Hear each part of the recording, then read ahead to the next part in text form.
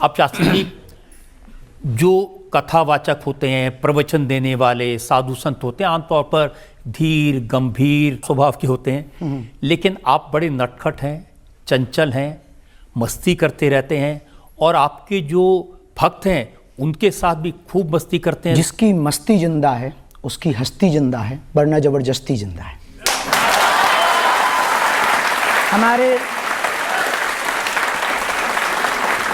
जीवन में हमें ना आसक्ति है ना अनासक्ति है, ना मोह है ना निर्मोह है, ना हम बैरागी हैं ना गृहस्थी हैं वर्तमान में।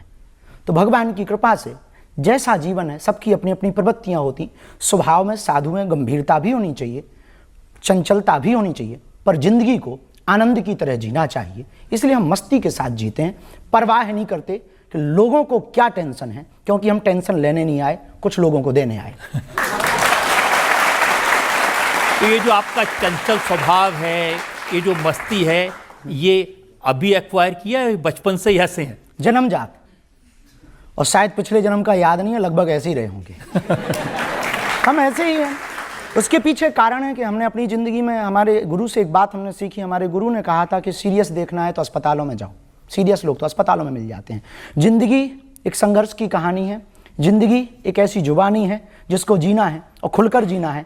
ऐसे जीना है कि कोई हमारे जीवन को आए तो इतनी खुली किताब हो, कोई भी आकर के पढ़ जाए। तो जब बचपन में शरारत करते थे तो स्कूल से डांट भी पड़ती होगी? हमारे टीचर हमको बहुत प्यार करते थे बचपन से ही। हनुमान जी की कृपा, गुरु जी का आशीर्वाद, तो हमको बहुत, हमारे जो टीचर थे, और अद्भुत बात है, हम दुनिया के इतने विचित्र विद्यार्थी हुए कि जिन टीचर से हमने पढ़ा है उनको ही हमने सिद्धि पाने के बाद चेला बनाया। उनका पर्चा बना दिया आपने? उनका पर्चा बना दिया।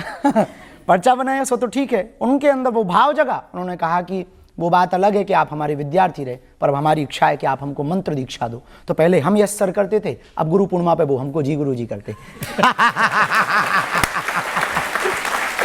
अब हम ये तो कह नहीं सकते कि आशीर्वाद चेला, तो हम कहते हैं आप तो आप ही हो।